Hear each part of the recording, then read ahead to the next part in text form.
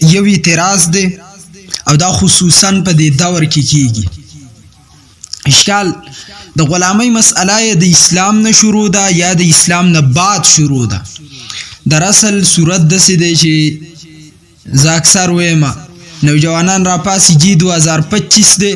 او په 2025 کې موږ پیږو په دین،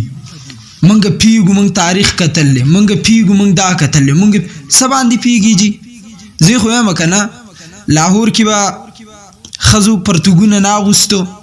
دا اوس لاهور ته لاړې په فیسبوک باندې ولیدو یا یې په فیسبوک باندې ولیدو چې د لاهور ښځې پرتوګونه نه اغوندي، موږ ته مولیان وایي چې زنانو ته د پښتنو هغه بورقې په سره وایي، نو موږ اوس خیاران شوي یو جي. یا په فرانس کې نعوذ بالله زنانه په ځان باندې سپي وای دیو منګه پټ ساتلی یو، ایسه به موږ پټ نه ساتلی، موږ درته معاشرت او انسانیت خول دی. یعنې ستا خوښه ده جي چې څنګه ستا خوښه یې هغه شانتې کوه، هېڅ د ملامتیا خبره نه ده چې څنګه ستا خوښه یې هغه شان کوه. خو دا یو اشکال دی چې در اصل زما عقل دا وایي، ذهن زما دا سوال پیدا کوي چې ته د غلامۍ مسله په اسلام څنګه ورتین کې؟ اسلام نو راغلی، غلامي و په دې دنیا کې. اول په دې باندې سوالات جوابات وروي، بیا اسلام او نور دینونه او مسله د غلامۍ ذهن ته واچوي. اسلام چې نو راغلی، سلمان فارسی رضی الله تعالی عنہ د اسلام راوړلو نه مخکې غلامو چې کله اسلام قبول کو، زما نبي ورله سونه ورکړه او زما نبي ورله کجوري نه علي کړي، زما نبي د خلکو نه چانده راټوله کړه او سلمان د غلامۍ نه آزاد کو. سلمان رضی الله تعالی عنہ اذان مؤذن اسلام حضرت بلال رضی الله تعالی عنہ غلام. دا خو نبی علیہ السلام چې کله د اسلام ته راغی، دا نبی علیہ الصلوۃ والسلام د لپاره اعلان وکړو دای آزاد ک ابوبکر صدیق رضی الله تعالی عنہ، بیا ورته دا شان میلاو شو.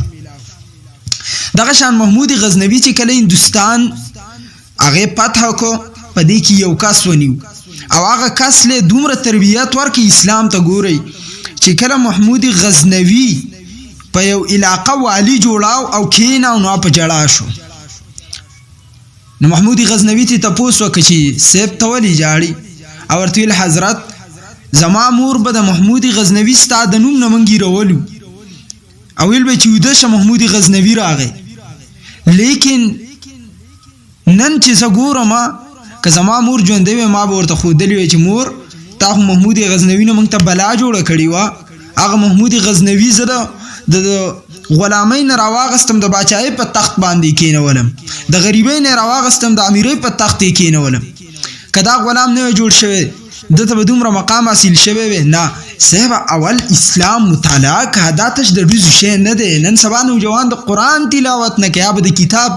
مطالعه سوی کی، هغه ته به د خپل اسلام معلومات سم میلاو شي. هغه وایي چې څه دي سوشل میډیا ده، بس سوشل میډیا کې چېرته اسلام پالو کوي، سوشل میډیا کې ټول ډم ډونګ دی، ډم ډونګ. چې سړی ته دا پته نه لګي چې زما د پښتو ثقافت څه شی دی، انسان ته دا پته نه لګي چې زما د پښتو ثقافت څه شی دی، هغه ته به د اسلام څه پته ولګي. اخو اسلام رالی د پښتو سره په جګړه کوي، پښتو رالی د اسلام سره په جګړه کوي، مولا رالی د پښتو سره په جګړه کوي، مذهب مسلک رالی د پښتو سره په جګړه کوي. هغه ته به څه پته ولګي چې اسلام څه شی دی،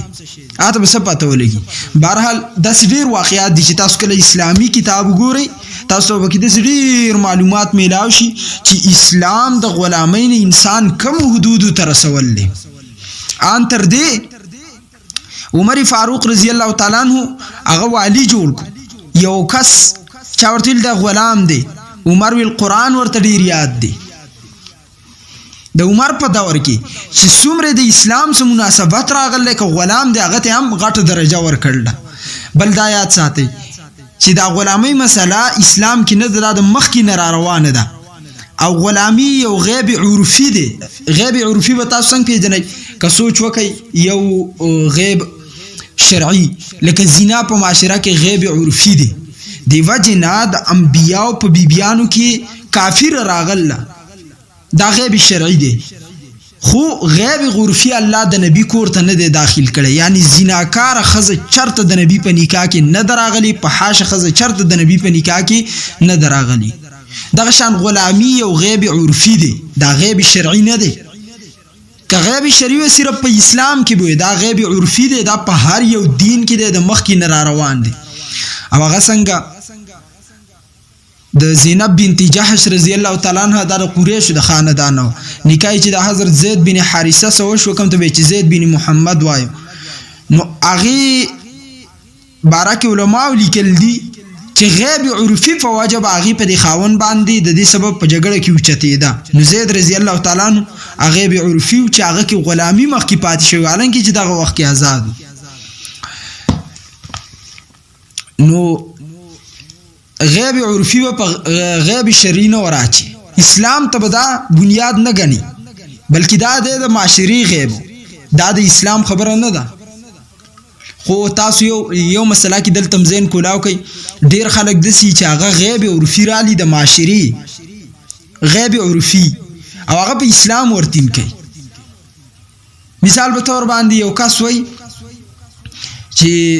خلک اسلام ته ځکه ناراضي چې په اسلامي بانکونو کې سود دی، نو صاحب سود خو غیب عرفي دی، شرعي هو نه دی، اسلام خو د دې اجازت نه دی ورکړی. دا زه د الفاظ دا کوم بعضې خلک پیاس نه چې پوه شي او چې دا غیب شرعي او غیب عرفي دا څنګه یادوي. سود چې دی دا یوازې په اسلام کې که منع مو وګڼي، خو دې ته به ووایه غیب عرفي،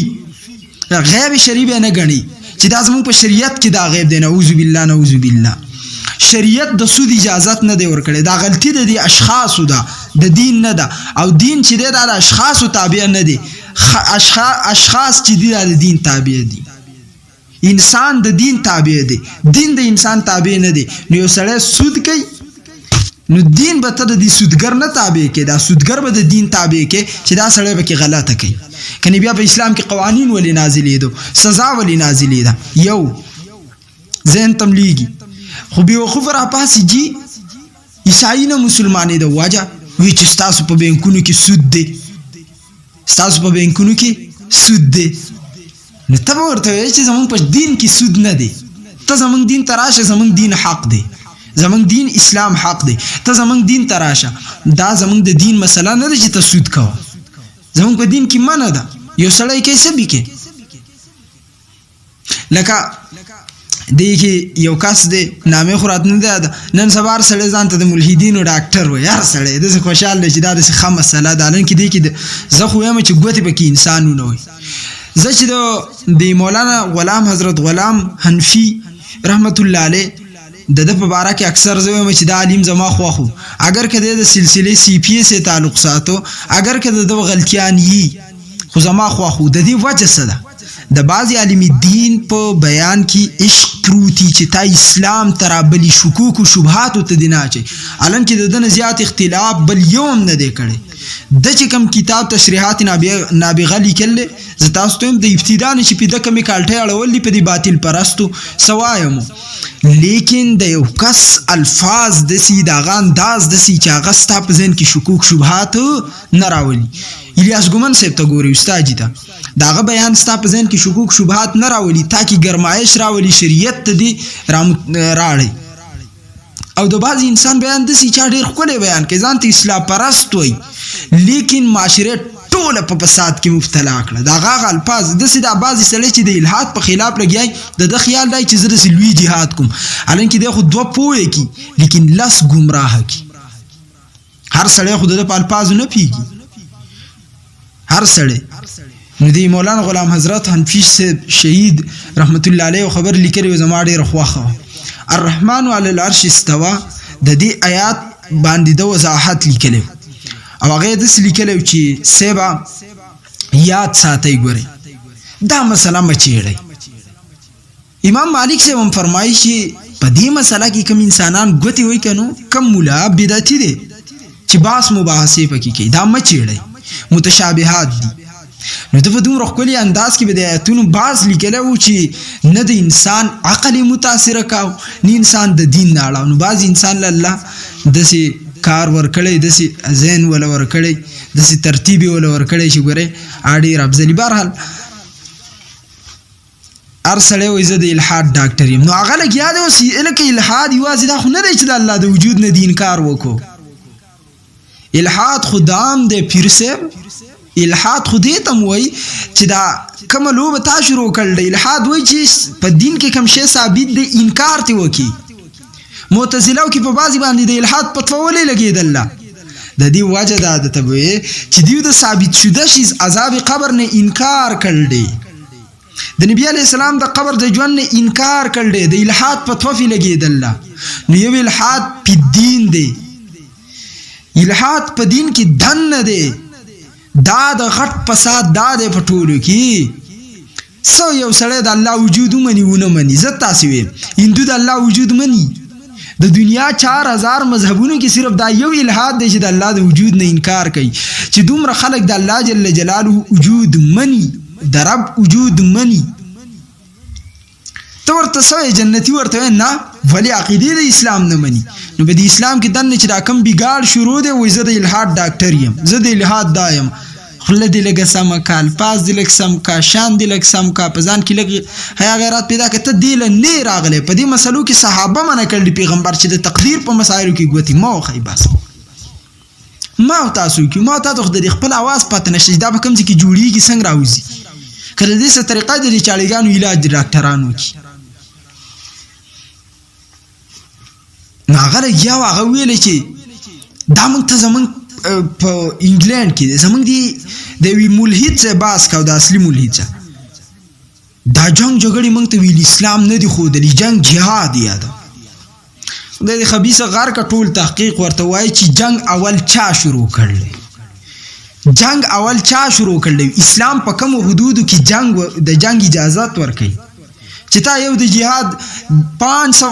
500 آیاتونو نه تا انکار وکړو نو کته دغه ملحد مناظره ووم غټي څه مطلب تی شو چې 500 آیاتونو د قران نه انکار وکړو چې د قران د آیات نه انکار دی او ټکی نه انکار کول کفر دی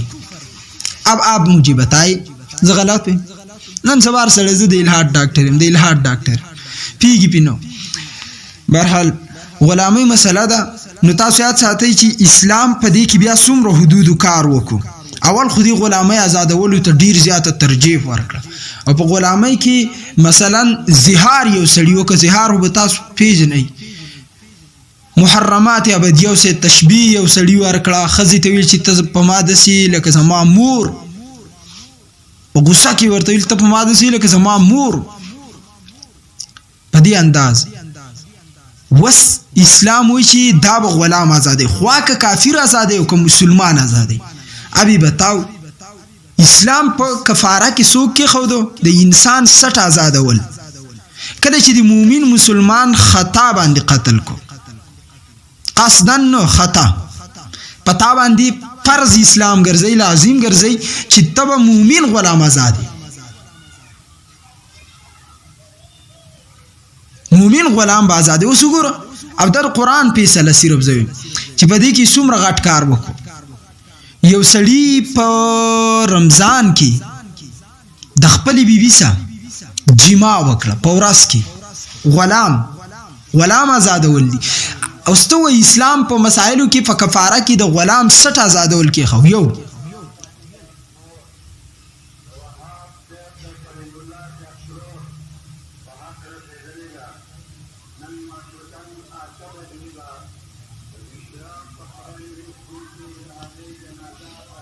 انا لله و انا الیه راجعون الله دې وبخي امین کی دویم نمبر اسلام په کفاره کې څه کې خو د غلام وستوي غیر ته چې د په کم یو دین کې په دې سلور زارو کې واحد اسلام دویم اسلام څومره کار وکړي چې تاسو کې وسړې تاسو بچي دی یو ځلی په ګندګۍ کې لاس کې خو تاسو به پارام منه کې 2 ځل 3 ځل بیا ته وچ ټک پورته کوي بیا پری دی نه پری دی ډبوي خپل بچي او اسلام وایي چې ستا غلام په یو ورځ کې او یا خطاګانی وکي کنه څو ورته موای چې یو او یا یمه پسې وکړ بیا ورته قار وک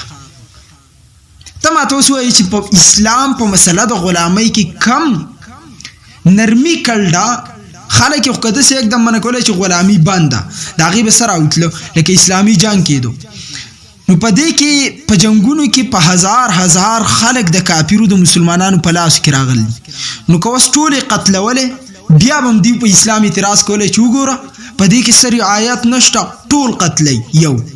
ځکه دوی د اعتراض نقل ارګیا بله ورځ چې ته ما د یو سوال جواب درکړی ستاسو په ذهن کې که نه په کعبې ته مونځ کولو باندې ما وایي که دې طرف ته مخ واړی بیا به دا غیر دا سوال کوي چې دې ته ولې مونځ کوي ښکته واړی ښکته به سوال کوي نو دوی وایي بعض اعتراض داسې که اسلام ویلی چې د غلامانو نه سرونه قتل کوي کافرو یا داسې خلکو به بیا دا اعتراض کولی الحاد پرسته په دین کې چې کوم دننه الحاد پرسته دي ذهنونه خراب دي فی قلوبهم مرضون منافقان هغه به دا ویلی چې یاره د اسلام کې دومره پوری خبره نشته چې څه یو بله طریقې کړي وي دوی خو ډارې قتل کوي لکه نن چې څنګه په جهاد باندې اعتراض کوي دویم نمبر او دا اعتراض صرف په اسلام ولي کوي خبیثه دا به د نورو باندې مو وکړه که نه ستا صرف د اسلام څه دشمني ده دویم نمبر که چېرته ټول جیل ته واچوي غلامۍ مثلا نو دوی ته خوراک ورکول لکه شیخ رحم الله حقانی صاحب فرمایلی مولانا فضل الرحمن صاحب وایي چې زما سره 25 لاک علما دي نو اسلامي نفاذ الله ولکه نو روډونو ته راوځي را 25 لاک ورته سملو په لارو کې لارې پې باندې که یا خو بس اسلامي نفاذ ومني که اسلامي نفاذ دا د هغې فقهاتو نو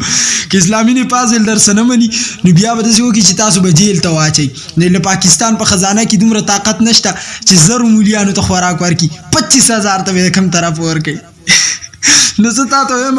چې مثال 1000 غلامان جیل ته واچوي او 1000 ته خوراک ورکوي نو دا د ملک په خزانه بوج دی 1000 کافرانو غلامان ها چې 1000 وانه آزاد کړو او بیرته لاړ جو خوشحالي دي چې مسلمانان یې نیسي او بیرته پرېږدي بیا به جنګ ته را میدان ته کي لہذا مسله د غلامۍ راوسته چې غلامان یې کړو نو په یو کس ته به یو غلام ورکو هغه خدمت کاو لکه د مزدور په شانتي او د به خوراک ورکاو د به لباس ورکاو څنګه خوراک پیغمبر فرمایي چې خپل غلام ته خپل خلی خوراک ورکه چې کم تکې خپل غلام ته ښه لباس ورکه لکه د عمر واقعه خو به ته یاد نو ته په اسلام په دې مسله کې ولې اعتراض کوې یو کس ته به یو غلام ورکو هغه به ورله خوراک ورکاو د ځانه ښه به ورته خیال ساتو وعدونه به ورته کول لا صرف په اسلام کې نو دیو دا مثلا نرمۍ ته راوسته اسلام د دې نه مخکې ډېره سختي وه لکه په بیت المقدس کې مسلمانانو نه په زور غلامان جوړ کړه آزادو د صلاح الدین ایوبي د فتح نه وړاندې او څومره ظلمونه یې پې کول دیوالونه به یې پې جوړولو نیمه ډوډۍ به یې ورکوله په دې امت کې دا تیر شوي دي بیا ایوبي صاحب چې کله فتح وکړو مسلمانان څه چې یهودیانو ته هم د عبادت آزاد اجازت ورکو غلامان د یهودیانو هم آزاد کړو اسلام خو حتی الوسه د ازادۍ درس ورکړلی خو دا یو کس ته به چې یو ورکه په دې وجه باندې چې اول به د هغه څه کم برتاو ده وکړو نو هغه ډېر متاثر شو